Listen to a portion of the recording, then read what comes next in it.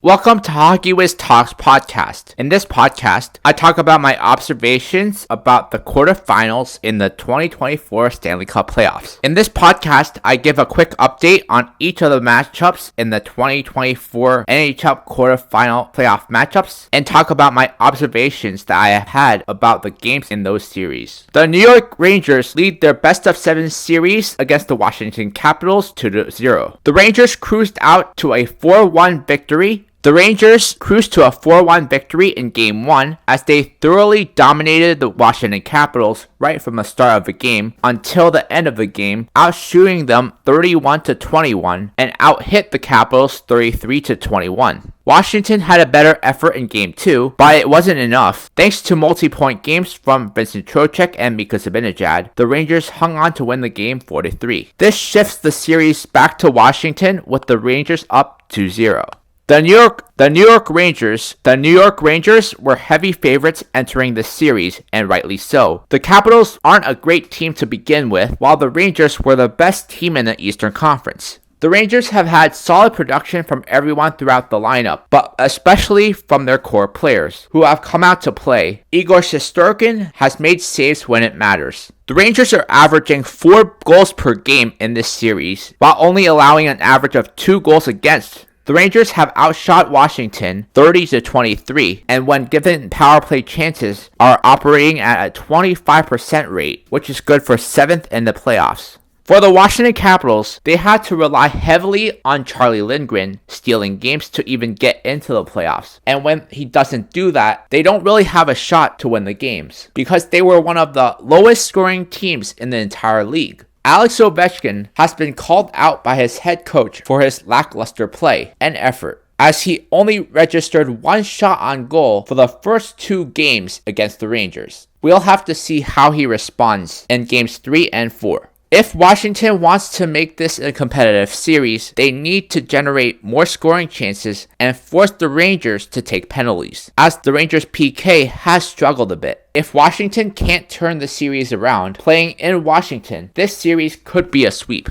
The Florida Panthers lead their best-of-7 series against the Tampa Bay Lightning 3-0. Carter Verhaeghe broke a tie with a power play goal early in the third period to help the Florida Panthers win Game 1 3-2, which put them up in the series 1-0. In Game 2, Carter Verhaeghe again played hero as he scored the game-winning overtime goal to help the Panthers win the game 3-2 and put the Florida Panthers up 2-0 against Tampa Bay, going back to Tampa Bay for Game 3. The Tampa Bay Lightning completely fell apart in Game 3 after getting out to a 2-1 lead, and then proceeded to lose a pivotal Game 3 5-3. The Florida Panthers have flat out been the better team in the series. There's no better way to put it. I would have thought with this series being an in-state rivalry and the bad blood between the two teams, that Tampa Bay would have brought forth a better effort, but they just haven't shown up in this series. Florida has outscored Tampa Bay 11-7, outshot them 32-24, and have had the better power play in the series, operating at 28.6%, 6th best in the NHL. Carter Verhaeghe and Matthew Tkachuk have been the best players for Florida, leaving their imprints on the series for Florida, as both of them have 5 points apiece. Florida has done an excellent job of shutting down Nikita Kucherov in this series, limiting him to just 3 points in the series. Sergei Bobrovsky is having a monster series and has outplayed Andrei Vasilevsky in net. Tampa Bay looks expired and uninspired and just not hungry to try and win this series, while Florida, on the other hand, seems hungry to win this series and to finally beat Tampa Bay in a playoff series. And now a word from our sponsor. Check out my scouting blog at hockeywiz777scouting.com. Listen to my scouting blog podcast on podcasters.spotify.com/pod/show/hockeywiz777scouting. The Carolina Hurricanes lead the New York Islanders in their best-of-7 series 3-0. Game 1 between the Hurricanes and Islanders was a tight checking affair, as Game 1 was tied 1-1 heading into the third period, but thanks to a clutch third period goal by Stefan Noesen and an empty net goal, the Hurricanes took Game 1 3-1. The New York Islanders seemed in complete control of Game 2 as they carried a 3-1 lead heading into the third period. But then, Carolina scored 4 unanswered goals in the third period, including 2 goals by Sebastian Aho and Jordan Martinook just 9 seconds apart. The Carolina Hurricanes pushed the New York Islanders to the brink of elimination with a 3-2 win in Game 3, thanks to a 2-assist game from Andrei Svechnikov, and Sebastian Aho netted the game-winning goal. To nobody's surprise, the Carolina Hurricanes have pushed the New York Islanders to the brink of elimination after getting out to a 3-0 lead in the series. But it's not like the New York Islanders didn't have their chance to win any games in the series. The Islanders could have easily won Game 2 if they did not sit back and just simply rely on their defense and goaltending to win that game. And even in Game 1, it was a very close game, and the Islanders had every chance in the world to win that game. Carolina has outscored the Islanders 11-6 while outshooting them 29-25. If there is an area that could be improved on for Carolina, it is their power play, as the Canes' power play has been average, operating at just 20% in the postseason. For the New York Islanders, the Carolina Hurricanes were probably the worst matchup of any team in the Eastern Conference because of how well they can defend and transition turnovers into goals. The Islanders are once again struggling to score goals and generate scoring chances because they just don't have enough offensive talent in the lineup. Perhaps the Islanders' issue is just that they aren't built to win in the playoffs in the modern NHL, as they are just too slow and old, with the exception of Matt Barzal, Bo Horvat, and Noah Dobson. The Boston Bruins lead their best-of-7 series against the Toronto Maple Leafs 2-1. Boston demolished Toronto in Game 1 at TD Gardens 5-1, thanks to a 3-point game from Jake DeBrusk. Jeremy Swayman was terrific in net, only allowing 1 goal on 36 shots. Toronto responded in Game 2 as Austin Matthews had the go-ahead goal in the third period and also had 2 assists to propel the Leafs past the Bruins to tie the series at 1. Game 3 of the series was the Brad Marchand show, as he dominated every aspect of the game and finished the game having 2 goals and an assist, including the game-winning goal. The Boston Bruins have done an excellent job for the most part of shutting down Toronto's high-powered offense and taking away the neutral zone and forcing Toronto into making bad decisions with the puck. Brad Marchand and Tyler Bertuzzi have been engaged in extracurricular activities since the beginning of the series, and that should continue to escalate as the series progresses. A major reason why Boston has a 2-1 lead in the series is because of the play of Jeremy Swayman, who has been excellent in the 2 games he has played. The one game that Boston lost was when Linus Ullmark was in goal. Boston's power play is getting hot at the right time and is operating at a 50% rate, which is simply outstanding. Toronto's PK has to improve if they are to win this series. The Boston Bruins seem to always own the Toronto Maple Leafs in the playoffs when it matters. They just know what it takes to win the game. Check out my hockey blog at hockeywiztalkshockey.blogspot.com. Follow me on Facebook and Instagram at hockeywiz777. The Vegas Golden Knights are leading their best-of-7 series against the Dallas Stars 2-0. Mark Stone scored in his first game back from a lacerated spleen and helped the Vegas Golden Knights to defeat the Dallas Stars 4-3 and put Vegas up in the series 1-0. Jack Eichel and Jonathan Marchessault each had a goal and an assist for Vegas in Game 2 to help extend their lead in the series 2-0 as the series shifts back to Vegas for Game 3.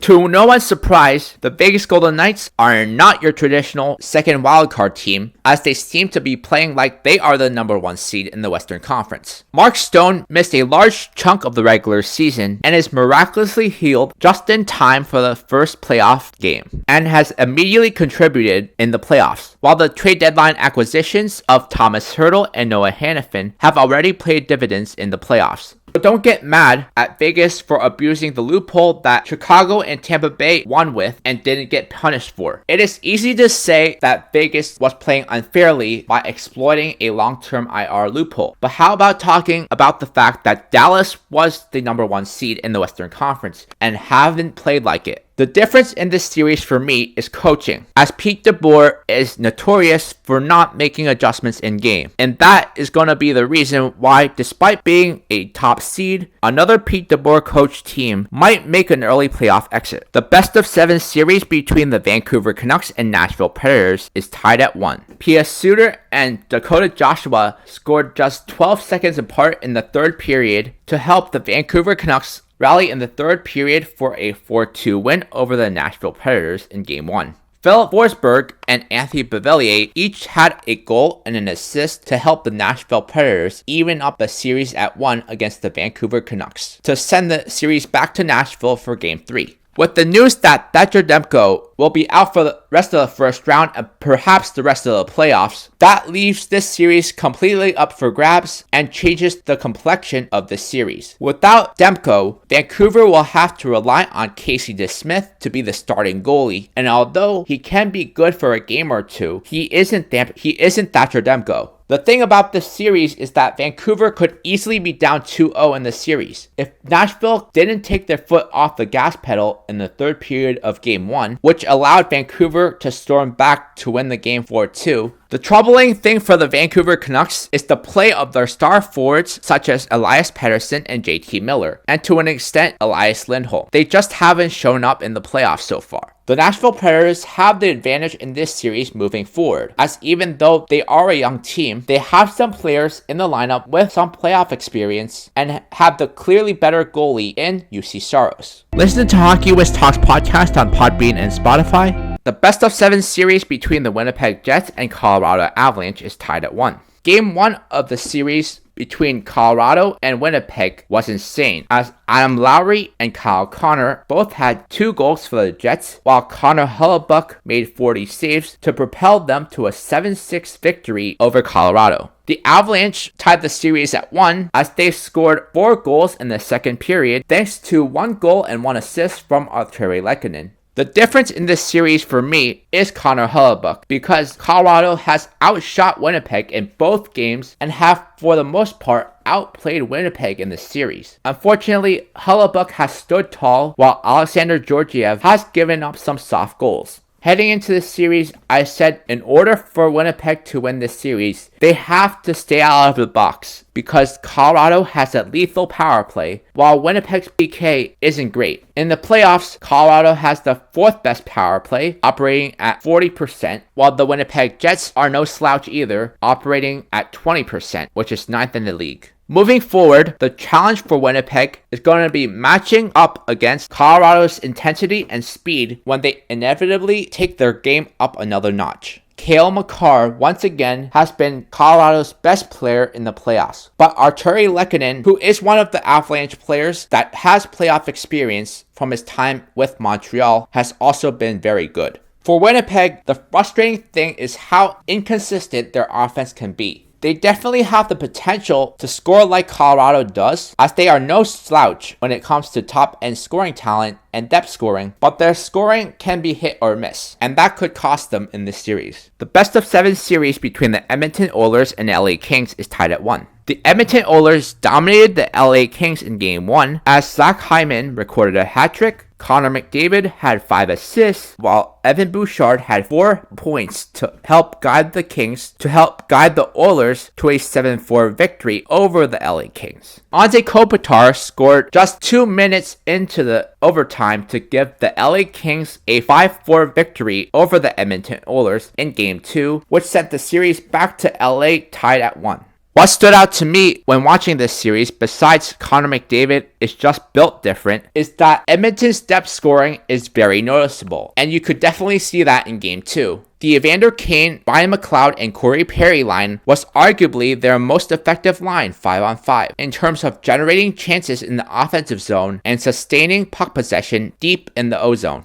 I thought Dylan Holloway had been very noticeable so far in the playoffs. If the Oilers want to win in this series, he has to continue to chip in offensively. From LA's perspective, they don't seem very comfortable defending against the speed that Edmonton has as a team. Not only does Edmonton have fast individual players, they are a fast up-tempo team, and some of their older players like Anze Kopitar and Drew Doughty might have lost a step on the defensive side of the puck. Cam Talbot was very good for LA in Game 2, and he definitely outplayed Skinner, but the big question about Talbot is his inconsistency from game to game. You just don't know which Talbot will show up. LA Kings players touched on this after the Game 1 loss, but they were not able to do this. LA needs to stay out of the penalty box because Edmonton's power play is lethal. They are operating at a 57.1% rate on the man advantage. On the flip side, LA's power play has not been very good in this series and have yet to score on the man advantage. Special teams could be the deciding factor in this series. Check out my travel channel at youtube.com/HockeyWizTravels. With many series far from over, it's gonna be